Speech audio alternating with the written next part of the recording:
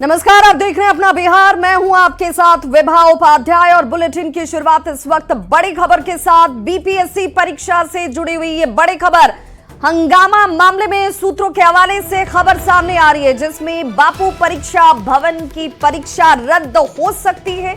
बापू परीक्षा भवन में जमकर हंगामा हुआ था।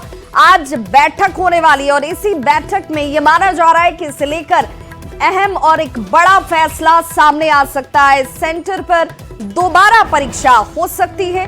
जो सूत्र जानकारी इस वक्त दे रहे हैं, उस दिन की यह तस्वीर आपके सामने टीवी स्क्रीन पर, जहां पर सीसीटीवी कैमरे की निगरानी देखिए सेंटर के अंदर हर एक परीक्षा रूम में चलती हुई, और इसी दौरान बापू परीक्षा भवन में हंगामा होता है कुछ छात्रों की तरफ से। और उसके बाद अब ये मानकर चला जा रहा है कि आज की होने वाली इस बैठक में बड़ा फैसला हो सकता है। संभवतः इस सेंटर की परीक्षा को रद्द कर दोबारा परीक्षा हो सकती है। तो सूत्र ये जानकारी इस वक्त दे रहे हैं कि बापू परीक्षा भवन की परीक्षा रद्द हो सकती है और दोबारा यहां परीक्षा ली जा सकती है। बीपीएससी 17वीं पीटी परीक्षा में जमकर हंगामा मामले में आज पटना में एक अहम बैठक होने वाली है। आयोग कार्यालय में चेयरमैन परमार रवि मनु भाई के नेतृत्व में यह बैठक होनी है और आज की बैठक के बाद आयोग इसे लेकर एक बड़ा फैसला लेता नजर आएगा। दरअसल पटना के कुम्हरार में बापू परीक्षा केंद्र पर 13 दिसंबर की तारीख थी, जब बीपीएससी प्रारंभिक परीक्षा के दौरान प्रश्न पत्र लीक होने का मामला सामने आता है और उसके बाद इसे लेकर जोरदार हंगामा हुआ, जिसकी जांच रिपोर्ट डीएम ने फिलहाल सौंप दी है। साथ ही हंगामे का सीसीटीवी फुटेज भी जारी किया गया, जिसमें कोई अभ्यर्थी कोई यहां पर देखिए पेपर फाड़ रहा था तो कोई लूट रहा था। हालात को काबू में करने के लिए पुलिस को तक यहां बुलाना पड़ा। उपद्रव में शामिल अभ्यर्थियों की पहचान की गई है। हंगामा अफवाह फैलाने वालों की शिनाख्त की गई है और ऐसे में आज की बैठक में बुकलेट और उपस्थिति प्रपत्र लूटने और फाड़ने वालों पर एक बड़ी कार्रवाई को लेकर फैसला लिया जा सकता है। तो बीपीएससी परीक्षा में हंगामा मामले को लेकर सियासत भी इस वक्त बेहद गर्म है। सत्ता पक्ष के नेताओं ने इसे सरकार को बदनाम करने की साजिश बताया, जिस पर विपक्ष के नेताओं ने भी पलटवार किया। क्या कुछ कहा है, जरा सुनिए। किसी की परीक्षा में हंगामा रचने वाले बक्से नहीं जाएंगे। सीसीटीवी फुटेज में उपद्रवियों की पहचान हो रही है। आज होने वाली बैठक में सारे लोग चिन्हित हो जाएंगे। बापू एग्जाम सेंटर पर अभ्यर्थियों के भविष्य के साथ खिलवाड़ करने वालों की शिनाख्त होना तय है। उनके राजनीतिक कनेक्शन का भी पर्दाफाश हो जाएगा। राज्य सरकार ऐसे तत्वों के साथ कठोरता से पेश आएगी। देखिए, इसमें कहीं दो राय नहीं। बीपीएससी ने अपनी प्रारंभिक परीक्षा बहुत ही शांतिपूर्ण और निष्पक्ष तरीके से संपन्न कराई है, लेकिन इस परीक्षा के पहले विपक्ष किस तरह से नॉर्मलाइजेशन जैसे विषय पे झूठा अफवाह, झूठा नैरेटिव सेट करके अभ्यर्थियों को, शिक्षकों को उकसाने का काम किया, बहकाने का काम किया था। जब परीक्षा शांतिपूर्ण ढंग से संपन्न होगी तो फिर एक झूठा अफवाह कि पर्चा लीक हो गया है, जिसका खंडन बीपीएससी के अध्यक्ष ने आकर के किया। और हंगामा, बीपीएससी परीक्षार्थियों का जो हंगामा हुआ है, इसके लिए सीधे तौर पर सरकार जिम्मेवार है। और सरकार का यह साजिश हुआ तो साजिश किसने किया, उसको सजा दीजिए। सरकार में आप बैठे हैं, सरकार का पूरा सिस्टम ही लीक है। हर परीक्षा का प्रश्न पत्र लीक हो रहा है और सरकार अपना दोष विपक्ष के मत्थे मढ़ना चाह रहा है। ये बीपीएससी की रिस्पॉन्सिबिलिटी है कि वो अपनी पारदर्शिता और कदाचार मुक्त परीक्षा कराए, ताकि उस पर लोगों की विश्वास बनी रहे। लेकिन पिछले कुछ दिनों से जिस तरह से बीपीएससी पे उंगली उठ रही है, पेपर लीक आउट हो रहे हैं, जिस तरह से मिसमैनेजमेंट हो रहा है, कहीं ना कहीं इंटरनल उनमें ही खामियां हैं।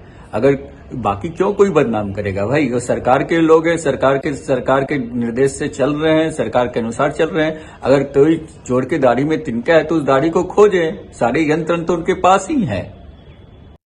पेपर लीक संगठित अपराध के रूप में सामने आया, जिसकी जांच ईओयू कर रही है और इस बात की जानकारी एडीजी पुलिस मुख्यालय कुंदन कृष्णन ने मीडिया को दी। उन्होंने कहा कि साल 2012 से ईओयू ने पेपर लीक से जुड़े हुए 10 कांड दर्ज किए हैं और अब तक 545 आरोपियों के खिलाफ इस पूरे मामले को लेकर एफआईआर दर्ज करते हुए 250 अभियुक्तों की गिरफ्तारी को सुनिश्चित भी किया गया। पेपर लीक मामले में संगठित अपराध में जुटे लोगों को ईडी के तहत भी घेरने की तैयारी जारी है। आए हैं कि बिहार सरकार इस समस्या को देखने के लिए और समझने के लिए और पहल करने के लिए सक्षम है और यह कार्य वर्तमान में ईओयू कर रहा है। ईओयू हमारा काफ़ी मजबूत इकाई है और प्रश्न लीक के मामलों में 2012 से अभी तक 10 कांड का अनुसंधान किया है, जिसमें कुल 545 अभियुक्त गिरफ्तार किए गए हैं 10 मात्र कांड में, और 249 अभियुक्तों पर आरोप पत्र भी दिया गया है। बिहार में बीते दिनों कई पेपर लीक की घटनाओं के बाद ईओयू ने जांच को तेज कर दिया है और ईओयू के डीआईजी मानवजीत सिंह ढिल्लों ने कहा कि अब तक की जांच में कोई कोचिंग संस्थानों की भूमिका जो है वो संदिग्ध, इस मामले में अगर देखा जाए तो कई कोचिंग संस्थान हैं, उनकी भूमिका भी संदिग्ध पाई गई है। जांच के वो भी दायरे में है। जांच पूरी होने के बाद कार्रवाई जरूर होगी। साइबर पेट्रोलिंग के जरिए भी पेपर लीक रोकने की कोशिश की जा रही है। साथ ही पेपर लीक माफिया संजीव मुखिया की गिरफ्तारी के बाद विशेष टीम का गठन किया गया है, उसकी संपत्ति भी जब्त की जाएगी। रजक टेम्पू पर हम लोग कार्रवाई कर चुके हैं। इसके अतिरिक्त आपको याद होगा कि विशाल चौरसिया, जिसको हम लोगों ने बीपीएससी वाले गैंग, वो भी लोक सेवक है। देन सिकंदर यादविंदु आपको याद होगा, नीट परीक्षा में, ये सभी लोक सेवक हैं। तो इस तरह के जो लोक सेवक हैं उनका एक अलग से डेटाबेस हम लोग तैयार कर चुके हैं और उनकी भी चल अचल संपत्ति का हम लोग ब्यौरा तैयार कर रहे हैं। और जैसे ही हम लोग को साक्ष्य मिलेगा डिस्प्रोपोर्शनेट एसेट्स का, तो आगे की कार्रवाई। तो शिक्षा विभाग के एसीएस एस सिद्धार्थ लगातार एक्शन मोड में है। एस सिद्धार्थ ने मधेपुरा की शिक्षिका जूही भारती से बात की। मधेपुरा के यूएमएस घुड़दौल कुमारखंड स्कूल के शिक्षिका ने उन्होंने वीडियो कॉल पर यह कहा था और शिक्षण कार्य को लेकर जानकारी जब ली गई। एस सिद्धार्थ ने सभी स्कूल के प्रधानाचार्य को निर्देशित किया है कि उनके विभागीय मोबाइल नंबर से प्रतिदिन स्कूल में अवधि के दौरान राज्य के किसी भी 10 स्कूल के शिक्षकों को फोन किया जाएगा। फोन वीडियो कॉल के रूप में जाएगा और इस वीडियो कॉल को उठाना अनिवार्य है। मैडम जूही भारती बोल रही हैं? जी सर, नमस्ते सर। नमस्ते नमस्ते। तब क्लास में हैं? जी सर। आपके बारे में कुछ मैंने सुना था कि आप कुछ इनोवेटिव तरीके से पढ़ा रही हैं, वही जानकारी लेने के लिए मैंने फोन किया था। जी सर। क्या करती हैं आप? मतलब लोकल मटेरियल से आप पढ़ाती हैं? जी। क्या करती हैं, थोड़ा हमको बताइए। जी सर, 6 to 8 की मैथ साइंस की टीचर हूँ। जी सर, ये तो बहुत अभी देहात एरिया है घरदौल, और मैं इसी बार फरवरी में यहाँ पे ज्वाइन की हूँ। ये घरदौल है। बिहार सरकार में ग्रामीण कार्य विभाग के मंत्री अशोक चौधरी अपने आवास पर 2 गाय का पालन कर रहे हैं। ये दोनों गाय उसी नस्ल की हैं जिस नस्ल की गाय के साथ प्रधानमंत्री नरेंद्र मोदी की तस्वीर कुछ दिनों पहले सोशल मीडिया पर सामने आई थी। आपने उसे देखा भी होगा। पीएम मोदी से प्रभावित होकर अशोक चौधरी भी नजर नहीं लगी इसकी गाय का पालन पोषण कर रहे हैं और देखिए गाय के साथ उनका प्रेम जो है वो आपको इन तस्वीरों में नजर आ रहा होगा। इस वक्त हमारे साथ मौजूद हैं बिहार सरकार के मंत्री अशोक चौधरी, जो अपने शौक के लिए जाने जाते हैं। एक पक्षी उन्होंने पाल रखा था जिसकी काफी चर्चा हुई थी। इस वक्त भी हम आपको एक तस्वीर दिखा रहे हैं, इनके आवास के अंदर की तस्वीर, और छोटी सी नस्ल की गाय जो बहुत चर्चित हुआ था तब जब प्रधानमंत्री ने गाय के साथ अपना फोटो शेयर किया था, और वही गाय अशोक चौधरी के आवास पे। अशोक जी, आपका पक्षी प्रेम तो हम लोगों ने देखा, पशु प्रेम भी देखा है। ये जो नई तस्वीर हम देखने को मिल रही है हमें, क्या है ये, कहाँ से लाए हैं ये आंध्र प्रदेश की नस्ल है और हमको भी इसकी जानकारी नहीं। प्रधानमंत्री जी के वीडियो शेयर करने के बाद जानकारी मिला था, तो फिर एक हमारे मित्र हैं, कांग्रेसी मित्र हैं जो कांग्रेस के समय से हमारे, उन्होंने इसको भेजा है। तो कैसे इच्छा करके उससे प्रधानमंत्री को देख करके कि पहले से भी नया ब्रीड है ना, तो कोई भी अच्छा है, टुनमुन छोटा मोटा। हम लोग के यहाँ तो बड़ा गाय होता है ना, तो छोटी गाय है, कहा जाता है कि बड़ा ऑस्पिशियस होता है, तिरुपति बालाजी का सिंबॉलिक ये है, तो उसको लाए हैं। प्रधानमंत्री ने अपना फोटो शेयर किया था गाय के। प्रधानमंत्री जी ने तो अच्छी अच्छी बातें बोली थी इस गाय के बारे में कि देसी नस्ल की गाय है, इसको बचाना चाहिए, इसको आगे बढ़ाना चाहिए। तो आप चाहेंगे कि बिहार में भी ऐसी गाय? बिल्कुल, जब बच्चा होगा तो देंगे अपने दोस्त यार को। तो बिहार सरकार के मंत्री अशोक चौधरी कुछ दिन पहले खेती करते दिखे थे और उसके बाद एक पक्षी को खिलाते दिखे थे और अब वो गाय के साथ खेलते दिख रहे हैं, जिस गाय की तस्वीर कुछ दिन पहले प्रधानमंत्री नरेंद्र मोदी के साथ वायरल हुआ था और प्रधानमंत्री ने उस गाय की तस्वीर के साथ अपना फोटो शेयर किया था। उससे प्रभावित होकर अशोक चौधरी बिहार सरकार के मंत्री हैं, उन्होंने अपने आवास पे 2 गाय को मंगाया है। जाहिर सी बात है, राजनीति के बाद इतना वक्त निकाला और शायद यही वजह है कि राजनेताओं के जब भी कोई सगल होते हैं वो चर्चा का केंद्र बन जाते हैं। आनंद अमृतराज, न्यूज़ 18 नेटवर्क, पटना। बिहार के चर्चित आईपीएस अधिकारी शिवदीप लांडे का इस्तीफा अब तक मंजूर नहीं किया गया। 19 सितंबर 2024 को शिवदीप लांडे ने इस्तीफा दे दिया था। करीब 99 दिन बीत जाने के बाद भी उनका इस्तीफा अब तक स्वीकार नहीं किया गया। शिवदीप लांडे अभी आईजी ट्रेनिंग के पद पर बिहार पुलिस मुख्यालय में तैनात हैं। पूर्णिया आईजी रहते उन्होंने इस्तीफा दिया था। शिवदीप लांडे ने निजी कारणों का हवाला देते हुए इस्तीफा दिया था और शिवदीप लांडे को बिहार का सुपर कॉप भी कहा जाता है। उन्होंने 19 सितंबर 2024 को सोशल मीडिया पर अपने इस्तीफे की जानकारी दी थी। 2006 बैच के आईपीएस अधिकारी शिवदीप लांडे के इस फैसले से पुलिस महकमे में जरूर उस वक्त हड़कंप मच गया। शिवदीप लांडे ने अपने इस्तीफे में निजी कारणों का जिक्र किया। उन्होंने कहा कि भाई निजी कारण है और इस वजह से मैं इस्तीफा दे रहा हूं। साथ ही उन्होंने ये भी स्पष्ट किया कि वे बिहार में ही रहकर काम करना जारी रखेंगे। आईपीएस अफसरों में शुमार शिवदीप लांडे ने इसी साल 19 सितंबर को पूर्णिया के आईजी पद पर रहते हुए भारतीय पुलिस सेवा के पद से इस्तीफा दे दिया था। लेकिन अब जो जानकारी मिल रही है, शिवदीप लांडे का इस्तीफा तय सीमा समय में स्वीकार नहीं किया गया, यानी अब इस्तीफा स्वीकार करने के लिए उन्हें लंबा इंतजार करना पड़ेगा। उनका इस्तीफा 19 दिसंबर तक स्वीकार कर लिया जाना चाहिए था, लेकिन अभी उनकी फाइल गृह विभाग और पुलिस मुख्यालय के बीच ही पड़ी हुई है। सीएम तक उनकी फाइल नहीं पहुंची है। तो ऐसे में अब अंदाजा लगाया जा रहा है कि जो शिवदीप लांडे हैं उनको अपना इस्तीफा स्वीकार करने के लिए लंबे वक्त तक इंतजार करना पड़ेगा।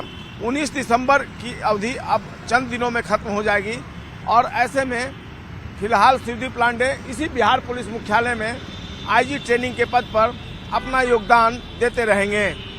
दरअसल राज्य सरकार नहीं चाहती है कि शिवदीप लांडे अपने पद से इस्तीफा दें और यही कारण है कि उनकी फाइल जो है प्रक्रियाओं के बीच कभी गृह विभाग जाती है, कभी पुलिस मुख्यालय आती है, फिर पुलिस मुख्यालय से गृह विभाग जाती है और कई तरह के प्रोसेस के दौर से उनकी फाइल गुजर रही है।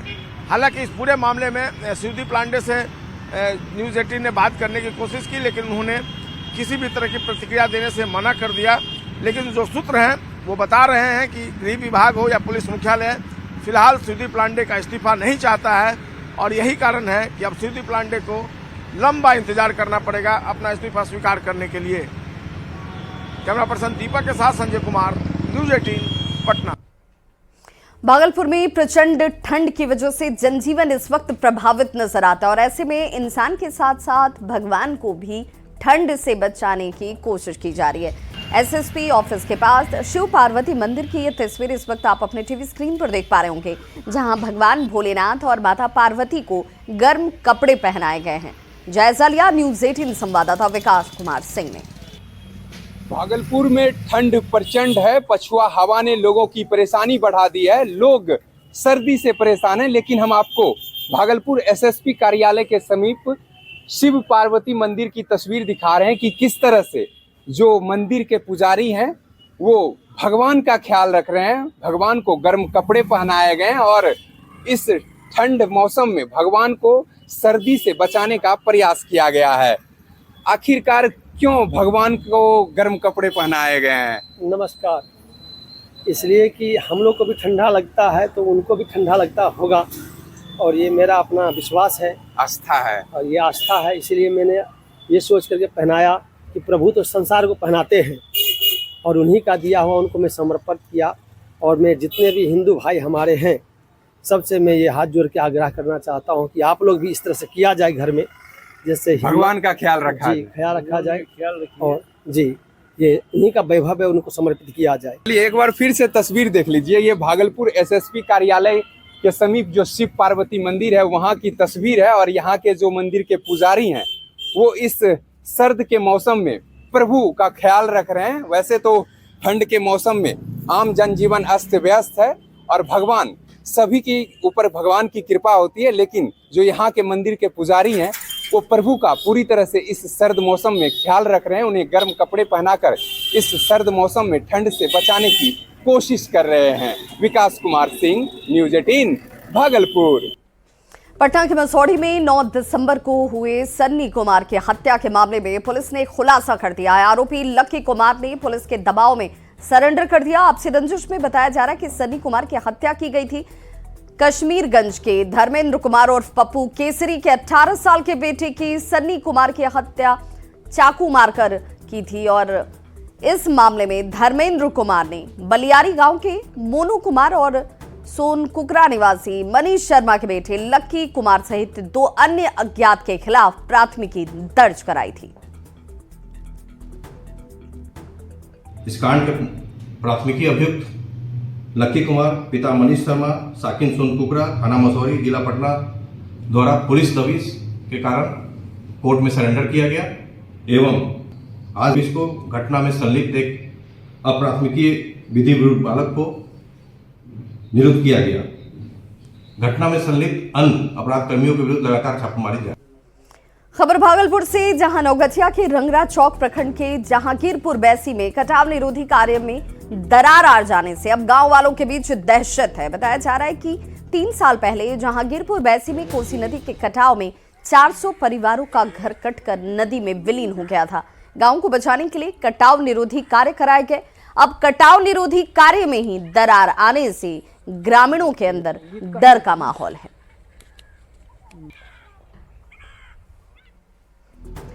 और आईएएस के इंटरव्यू की तैयारी के लिए एनएसीएस में रजिस्ट्रेशन शुरू हो चुका है। और एनएसीएस बिहार झारखंड ने हर साल की तरह इस साल भी बिहार झारखंड से आईएएस मेंस की परीक्षा पास करने वाले अभ्यर्थियों के लिए इंटरव्यू गाइडेंस प्रोग्राम यानी कि जैसे आईजीपी के नाम के तौर पर भी आप जानते होंगे, उसकी शुरुआत करने की घोषणा कर दी है। कोई भी अभ्यर्थी जो बिहार और झारखंड के रहने वाले हैं और अभी 13 दिसंबर को प्रकाशित यूपीएससी सिविल सेवा परीक्षा के मुख्य परीक्षा में क्वालिफाई कर चुके हैं, वे इंटरव्यू की तैयारी के लिए एनएसीएस की वेबसाइट पर पंजीकरण करा सकते हैं। इस बार आईजीपी की खासियत ये है कि मॉक इंटरव्यू ऑफलाइन मोड में दिल्ली के साथ पटना में भी होगा। पिछले साल की तरह उन अभ्यर्थियों के लिए जो दिल्ली या फिर पटना से बाहर रहते हैं, ये आईजीपी ऑनलाइन मोड में इस बार भी जारी रहने वाला है।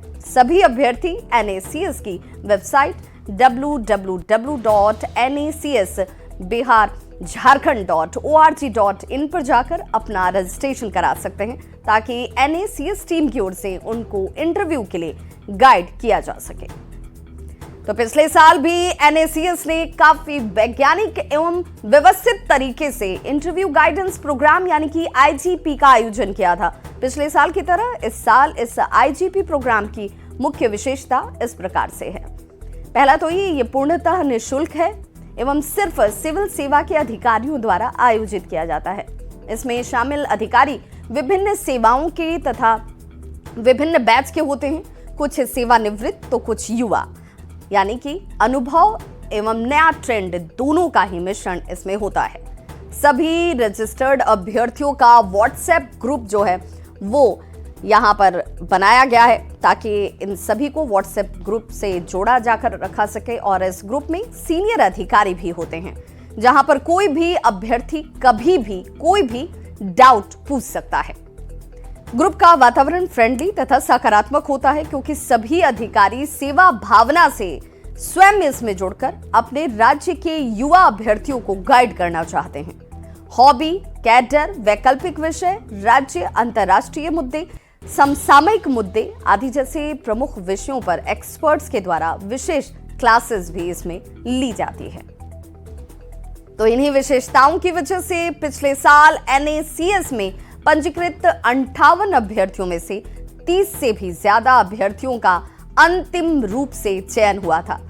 इस सफलता की वजह से इस बार NACS की टीम और भी ज्यादा उत्साहित है और इस बार दिल्ली के साथ पटना में भी ऑफलाइन मॉक की तैयारी की गई है ताकि अधिक से अधिक अभ्यर्थियों को मार्गदर्शन प्राप्त किया जा सके, उन्हें दिया जा सके। NACS के IGP की प्रमुख विशेषता ये भी है कि इस मुहिम से 1000 से भी ज्यादा अधिकारी जुड़ चुके हैं तथा सभी योगदान देने को तत्पर रहते हैं। इस बार करीब 100 से ज्यादा विभिन्न सेवाओं के अधिकारियों ने IGP में पैनलिस्ट के रूप में योगदान देने की पुष्टि भी की है। तो इस बुलेटिन में बस इतना ही, लेकिन न्यूज़ 18 बिहार झारखंड पर खबरों का सिलसिला लगातार जारी है।